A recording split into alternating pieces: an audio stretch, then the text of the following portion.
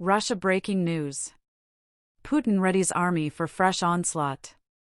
Vladimir Putin, president of Russia, has issued the country's biggest conscription drive in over a decade, adding fuel to the fire and sowing the seeds of new aggressive fears. From April through July, the military is to receive 150,000 new recruits, all of whom must be between the ages of 18 and 30. Many believe that this massive increase in troop levels is a prelude to a fresh invasion against Ukraine. In an effort to increase the number of men drafted, Putin increased the minimum age to join the military from 27 to 30, and this marks the beginning of conscription. Additionally, this is the first effort to notify eligible men of their mandatory enlistment requirement through digital draft notification. The Ministry of Defense announced in a statement that conscripts will begin to be sent to military units from April 15, quoting Mobilization Vice Admiral Vladimir Tsimliansky. Despite public assurances from Russian authorities, they have a history of sending conscripts to combat zones. The sending of conscripts to the front lines and the pressure they face to become full-time soldiers were unaffected by previous assurances. Experts predict that Russia will enlist more citizens than stated, especially from minority groups. Russia has faced allegations that it has drafted or abducted a disproportionate number of members of non-Russian ethnic minorities to bolster its forces on the front lines since its full-scale invasion of Ukraine. Concerns about the dwindling financial support for Ukraine from the West are rising at the same time as this conscription drive.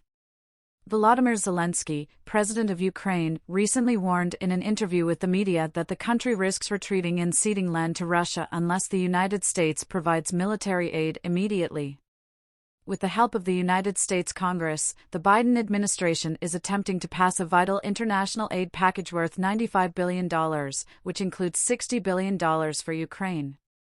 In an effort to avert a strategic retreat, Zelensky earnestly requests air defense systems, electronic warfare gear, and ammunition.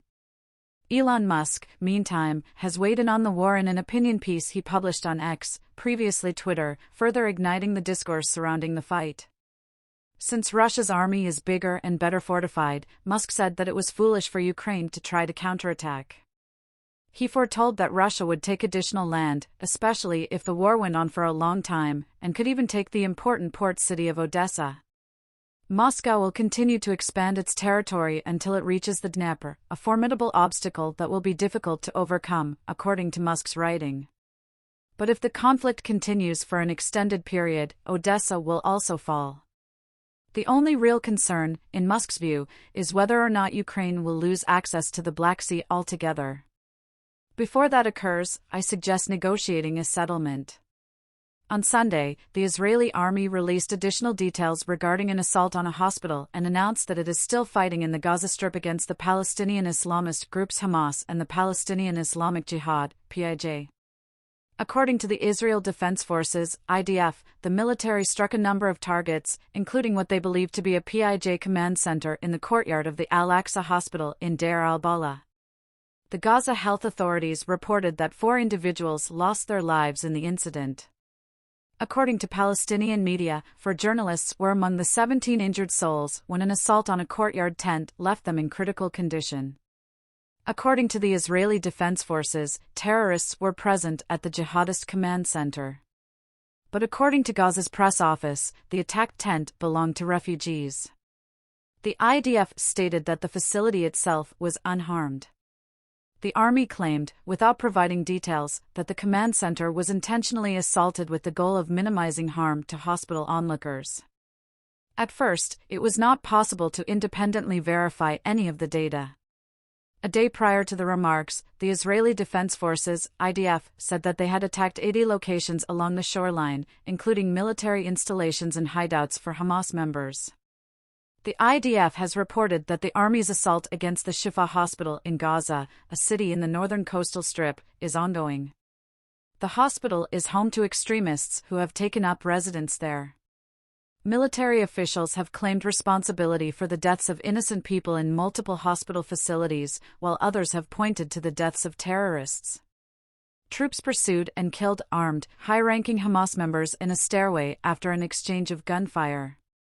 At the biggest hospital in the Gaza Strip, the army discovered concealed weaponry in the maternity unit as well. Among other things, the IDF discovered ammunition in pillows, blankets, and walls. Islamist Hamas denies Israeli accusations that it routinely exploits hospitals for military goals. The increasing number of civilian casualties and the dire humanitarian conditions in Gaza have brought Israel increasing domestic and international criticism as it pursues its goal of destroying Hamas. From the beginning of the conflict, which began when radicals from Hamas and other groups killed over 1,200 people in southern Israel, the health authority in the Strip said that 32,782 people had died and 75,298 hurt in Gaza. And key commander of the anti-tank unit of the Shiite movement Hezbollah was killed later when the Israeli Air Force hit a vehicle in neighboring Lebanon. Ismail Alzin was in the region of Kunin in Lebanon when an Israeli Air Force plane crashed into a car not long ago. According to a post by the Israel Defense Forces, IDF, on X, Alzin was a prominent leader in Hezbollah's Radwan Forces anti-tank missile unit.